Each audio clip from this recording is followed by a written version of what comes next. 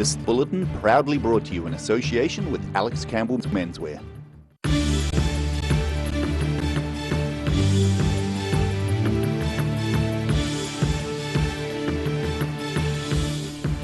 Tonight on the South Today, lobbying by Dunedin politicians pays off, with candidates not required to list a home address on campaign advertising.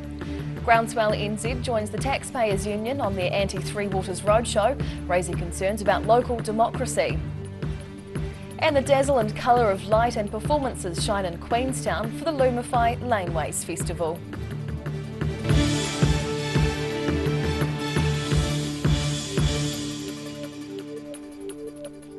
Kia ora, good evening, I'm Hannah Wilkins. Advocacy from Dunedin's elected representatives around a change in electoral law has paid off. People running for council were previously required to list their addresses on campaign advertising, but the government has now confirmed it intends to change the law over safety concerns. Maintaining some privacy while running for office is now possible for candidates across the country, thanks in part to lobbying by Dunedin politicians. First-term councillor Sophie Barker was among those who argued the requirement to list their home address on campaign advertising was outdated. She's planning to put her hat in the ring again and is glad the changes will ease safety concerns. Yeah, because I think that there's quite a toxic environment out there on social media, and people are just unhappy at the moment from many different things, and if you are going to go into public office, it's good to have a little bit of privacy at home. And it's those security concerns which led Dunedin Mayor Aaron Hawkins to call on the Electoral Commission to make changes. The government agreed with the safety concerns raised by potential candidates, with the changes set to happen in time for this year's local body elections. Councillor Barker believes having to list their private street address on posters could have prevented some good people from putting their names forward. Because I feel like it puts people off. There's always that question of safety. Public politics is very public, and having your home address having to be printed and slammed everywhere, I guess, is just makes you feel a little unsafe. Barker's planning to recycle her hoardings from last election, while keeping busy with the correction fluid. The Electoral Commission says candidates will now have a wider range of options to choose from, including a PO box, phone number or website address. In Dunedin, the South Today. An Invercargill man accused of murdering a young father near the city's courthouse in April has denied the charge. The 26-year-old man has interim name suppression and entered a plea of not guilty via video link this morning. The case relates to a double stabbing on Don Street. Chad Parakura died at the scene, while another man was taken to hospital with critical injuries. The defendant was remanded in custody to reappear in early August. Meanwhile, the trial for a woman and a man charged in relation to the death of Dale Watene has been delayed until Thursday. 32-year-old Sandy Graham is charged with murder of the 40-year-old Dale Watene at Ototo in April 2020. George Hyde is charged with being an accessory after the fact. A nationwide roadshow campaigning against the government's controversial Three Waters legislation received strong support at a public meeting in Alexandra last night. Organisations Groundswell New Zealand and the Taxpayers Union spoke to the large crowd, raising concerns over the loss of local democracy. It was standing room only in Alexandra on Monday night as the Three Waters Roadshow continued its national tour in central Otago after last week's launch in Canterbury. Rural group Groundswell NZ is partnering with the Taxpayers Union Roadshow on the southern stops. Campaigners presented their case against what they claim is potentially unworkable government legislation. We're here tonight to talk about Three Waters because that's just a loss of local democracy, really. The anti-Three Waters Roadshow has hit the road for a 2-month tour of towns and cities across the country. Groundswell NZ co-founder Laurie Patterson helped launch the crusade against water governance reforms last year. And originally we started off about 2 years ago driving our tractors to the Gore to make a statement about all the unworkable government regulations on fresh water. Almost 200 people packed the Alexandra Memorial Hall to hear the concerns of campaigners, including higher water costs, unnecessary bureaucracy, a lack of local control and an undemocratic consultation process.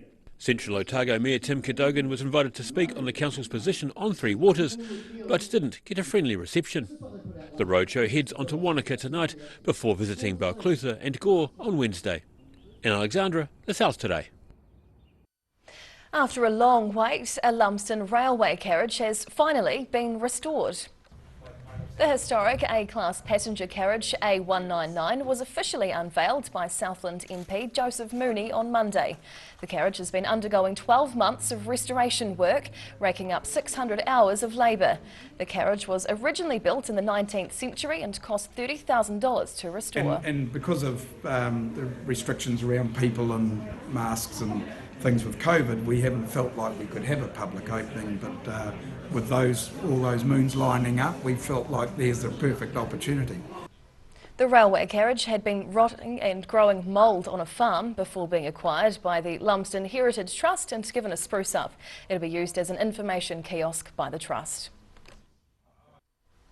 Like moths to a flame, the bright lights of the Lumify Laneways Festival drew large crowds into downtown Queenstown over the weekend. Visitors were enchanted by lights and sound installations, with 35 performance artists turning the town's alleyways into interactive wonderlands. Here's our report from the weekend. Lighting up the streets of Queenstown.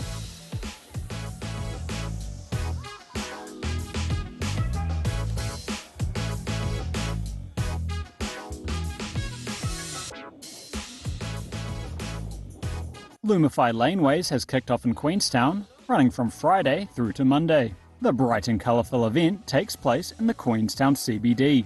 Searle Lane, Cow Lane, Church Lane and Lower Beach Street, showcasing a range of artistic work throughout the weekend. I'm so proud of it. It's really exciting, and there's just some of the most epic creators in New Zealand who contributed to what you're going to see this weekend. In previous years, Luma was held in the Queenstown Garden and along the lakefront. Due to COVID-19, the main event was cancelled this year and downsized to a smaller setting.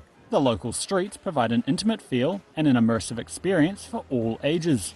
Local businesses are also at the forefront of the foot traffic as they see the benefit created by the popular showing. Composer for Lumify Laneways, Peter Hobbs, says the event has the potential to breathe more life into the town's streets. I know that the past festival, we had 60,000 people through, so anything we can do to bring some more vibrancy here and bring some more people into town I'm hoping is a wonderful thing for the community here. Yeah. Friday evening marked the first spectacle of the festival, with many themes to be seen throughout. Costumes and makeup were not shy of making appearances, as actors and performers took to the streets to add to the atmospheric night. Yeah. We feel that they, we let them enjoy themselves one night a year, and we feel that that's and that's why we do Lumify. Yes. Running throughout Queen's birthday weekend, the enchanting experience has something for everyone and brings a bit of excitement to the local streets. In Queenstown, the South Today. Whaiakane, still to come on the South Today. Restrictions are set to lift on visitors at Dunedin Hospital, but there are limits. And Southland goes to the dogs, thanks to the 25th Sled Dog Racing Comps.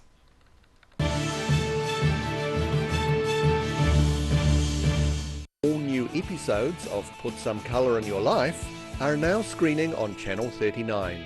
Take a look at Australian artists and the techniques they use in their studio. Put Some Colour in Your Life, Tuesdays, 7:30.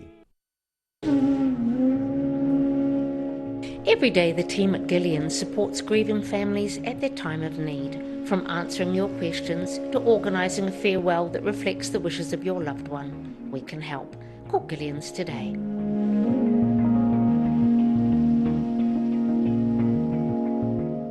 Hi, my name's Matt and I'm the Dines Group CEO. Dines is a company that's focused on selling logistics solutions to its customers. We're passionate about selling efficiency, and we've been selling efficiency for over 50 years now.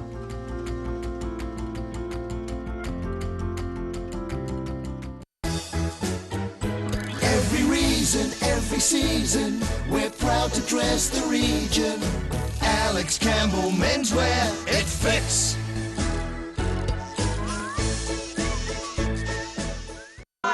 We're a concern Otago. Age Concern Otago hosts a multitude of social activities, including little walks.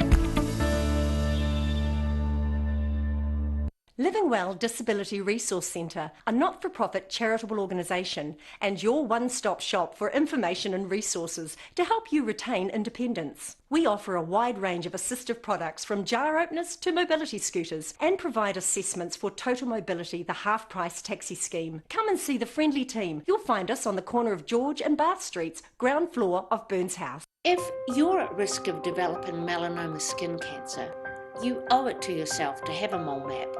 Mole Map is coming to your area. Phone today to make an appointment. It could save your life.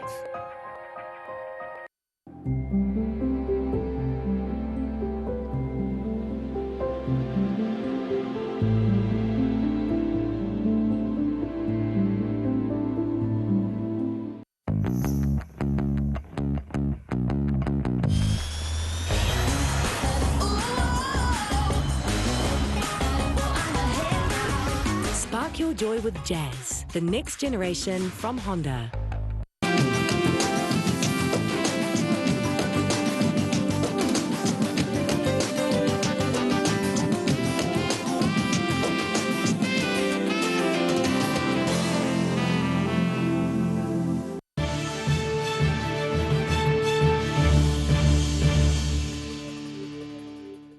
Tanakwe, welcome back. Restrictions on visitors at Dunedin Hospital are set to be lifted tomorrow afternoon. All wards were closed to visitors last week due to COVID-19 exposure and pressure on capacity. However, the Southern DHB says normal hours would now resume from 2 p.m. on Wednesday. Visitors would still be required to wear a surgical grade mask for the entirety of their visit, with patients only allowed 2 nominated visitors per stay. Gore was the place to be over the long weekend for truck lovers for the town's annual show. Mack trucks drove down to Gore from all around the South Island, with the turnout even surprising organisers. A parade of Mack trucks along Gore's main drag. An enthusiastic crowd enjoyed the parade of around 140 trucks as they made their way through the Southland town on Saturday. The Gore Truck Show's been held for the last 50 years, with organisers keen to showcase Mack trucks this year to celebrate the brand's 50th year in New Zealand. There's been a good crowd here. The other guys we've had on site have done well, so yeah, we've had a good day. 9-year-old Jackson Brown has been to the truck show before and has just 2 words to describe this year's lineup. Pretty cool. The Queen's Birthday weekend event attracted a good number of owners, with around 30 more trucks on show this year compared to 2021. In Gore, the South Today. Mushers and their dogs raced with dogged determination over the weekend at the 25th anniversary of the Southland Sled Dog Scarpa Association's big sled dog competition. The Sandy Point Scarpa is a 2-day sled dog racing event with teams coming from far and wide. The Southland Sled Dog Scarpa Association celebrated a quarter of a century as it hosted the New Zealand Sled Dog Championships around Invercargill. Publicity officer Karen Owen says they had about 70 mushers or drivers at the holiday weekend event, which was less than they had expected. Unfortunately, due to COVID, it has taken a few out from coming down. We were hoping for a wee bit more, but no, and some of them have come from the North Island as well, which is really exciting. The event featured both unsanctioned and sanctioned rigs. The sanctioned entries allowed competitors and their dogs to compete for points in the national champs. The mushers and their dogs competed on trails ranging from 3 to 5 kilometres in length, starting near Oriti Beach and running through Fosbender Park. Lake Hawea's Fire Brigade is celebrating its 50th birthday. The town's volunteer fire brigade was established in the 70s and has served its community ever since. Still going strong after half a century.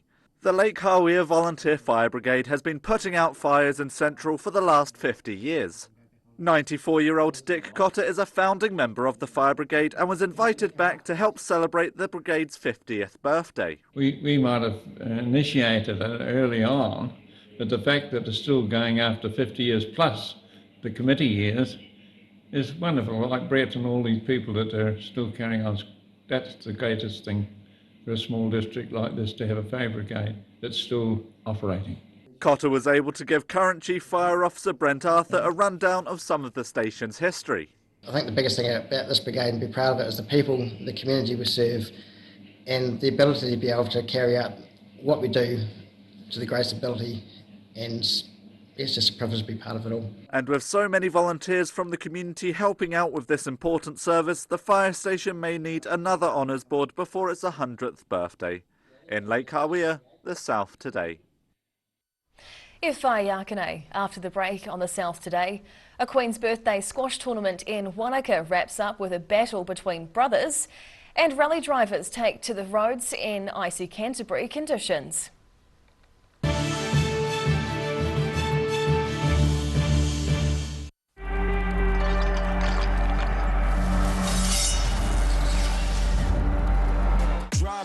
Drop when you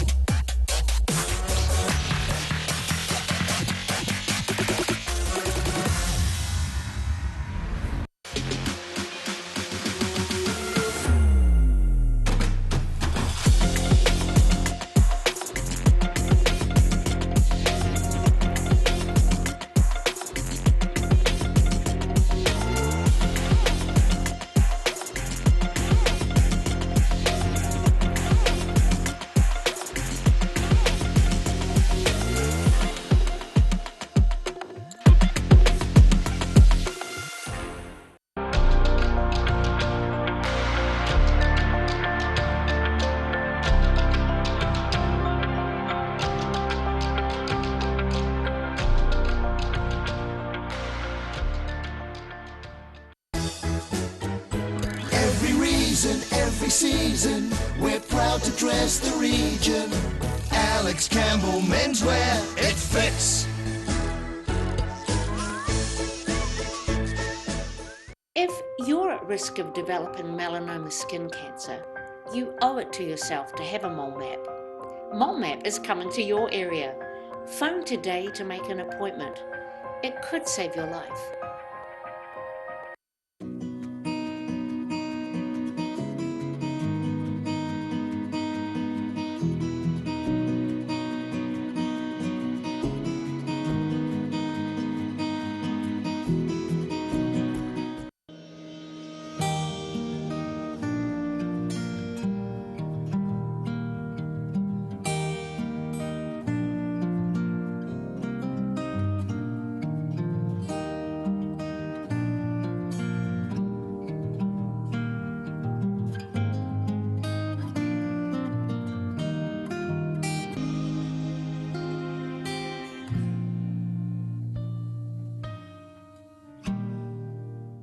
A poorly maintained heat pump can lose up to 35% of its output. The Mr. Heat Pump Cleaner team are experts. Their specially developed chemical wash is totally biodegradable. Call Mr. Heat Pump Cleaner and get the job done by the professionals.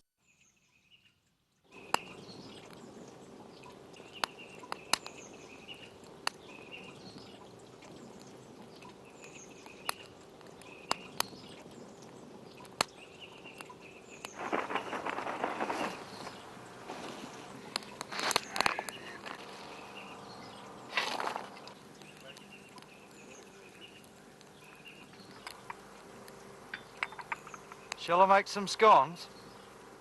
All new episodes of Put Some Colour in Your Life are now screening on Channel 39. Take a look at Australian artists and the techniques they use in their studio. Put Some Colour in Your Life. Tuesdays, 7:30.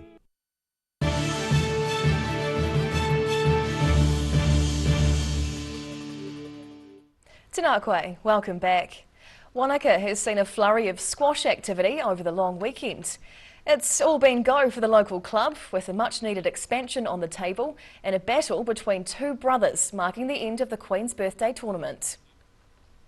Crammed in to watch the Chilishi brothers battle it out. Around 60 spectators squeezed together on Sunday to catch the final between Temwa and Elwamba Chilishi. The match marking the end of Wanaka Squash Club's 3-day competition. And it's gone really well. All games have gone to time, and yeah, it's good. The brothers often compete together, teaming up as New Zealand men's doubles representatives. However, this time they played against each other instead, with the younger Temwa coming out on top. Cheers, Grabs. Also my grandma and the rest of my family for coming and supporting me. Yeah, cheers, we really appreciate it. Thank you. The club was pressed for space during the tournament, forcing organisers to impose an entry limit on competitor numbers. However, a $1 million expansion planned for the club could help alleviate some of those issues by adding in an extra court. Over 100, so a good membership for 2 courts, very strong membership. We need, when you consider that you can only have 4 on the 2 courts at any one time, it's, we need a 3rd court.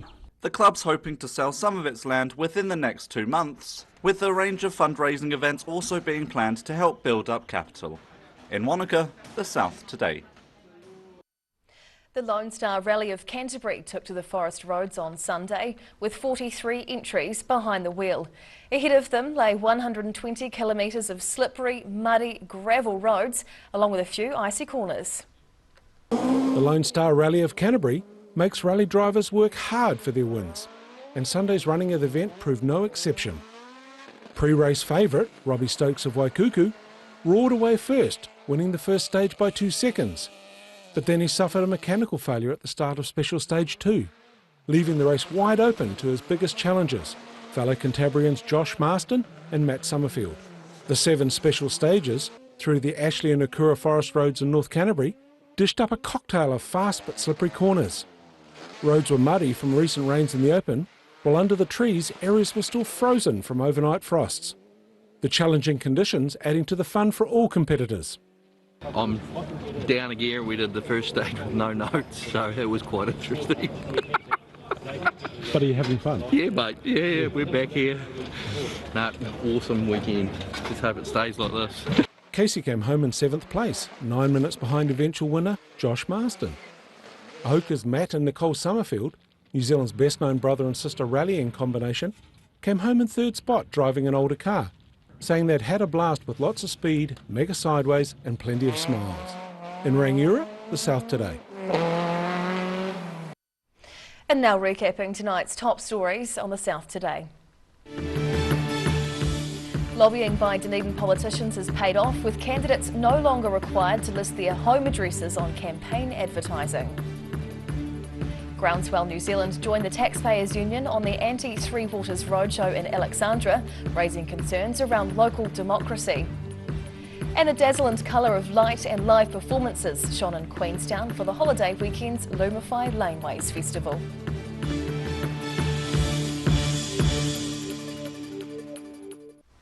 And now a look at what's happening in tomorrow's ODT. We welcome the Associate Editor, Jo Simpson. Kia ora, Jo. Hi. What can we expect in tomorrow's paper? The demolition of derelict buildings in Dunedin's Princess Street could ruin a prominent heritage area. Okay. Visitors are allowed back to the Dunedin Hospital. Yes, from tomorrow, 2 o'clock. Yep, 2 per person, I believe.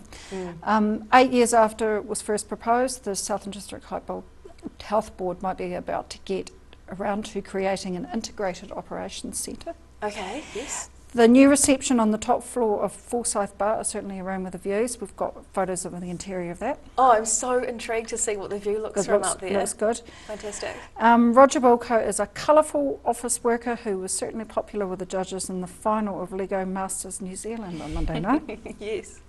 And Firefighters Union have raised the alarms over staffing shortages that have left the southern region overseen just by with only 1 dispatcher over the long weekend. Right, okay, well, very varied and intriguing paper for tomorrow. Thank you, Jo. Thank you. And now for a look at the weather.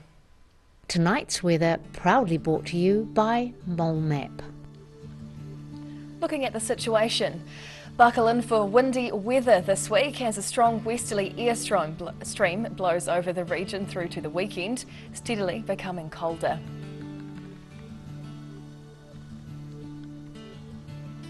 Heading to the top of the South Island first. Cloudy in Nelson tomorrow with a few showers reaching 16 degrees. Heavy rain for Greymouth with thunderstorms and a high of 14. And mainly fine with high cloud in Christchurch and a nice high of 17 degrees.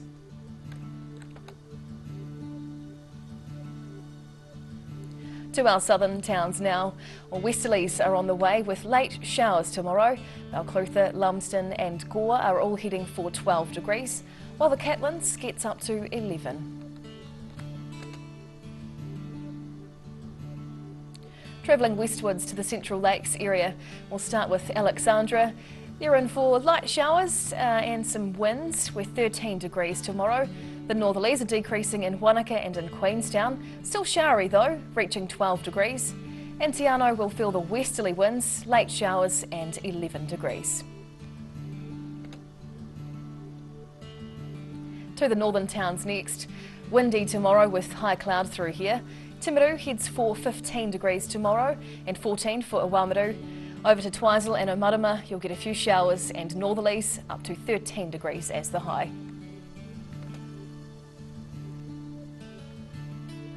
Down to Dunedin. Breezy northerlies tonight with a few clouds and high clouds that is, and a low of 10 degrees. Tomorrow will be mostly fine with high clouds and possibly a late spit of rain.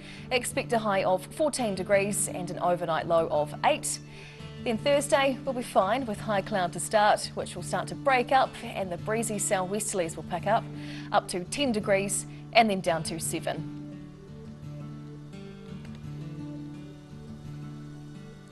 And now to the deep south. Well, fine tonight in Invercargill with westerlies easing and dropping down to 8 degrees. A mostly fine day again tomorrow with cloud and sunny patches, although carry a brolly for some afternoon showers. Expect a high of 12 and then down to 6. Lastly, Thursday is bringing more showers around midday along with westerlies, a high of 10 and a low of 6 degrees. And that's the news this Tuesday. For the latest news and videos from the southern region, head online to odt.co.nz. And you can follow Channel 39 on YouTube to catch our news bulletins on demand. Nō reira, kia pai te pō, ka kite anō.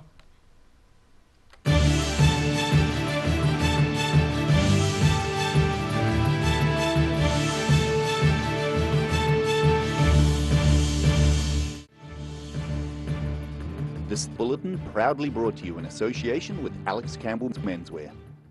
Public interest journalism funded through New Zealand On Air.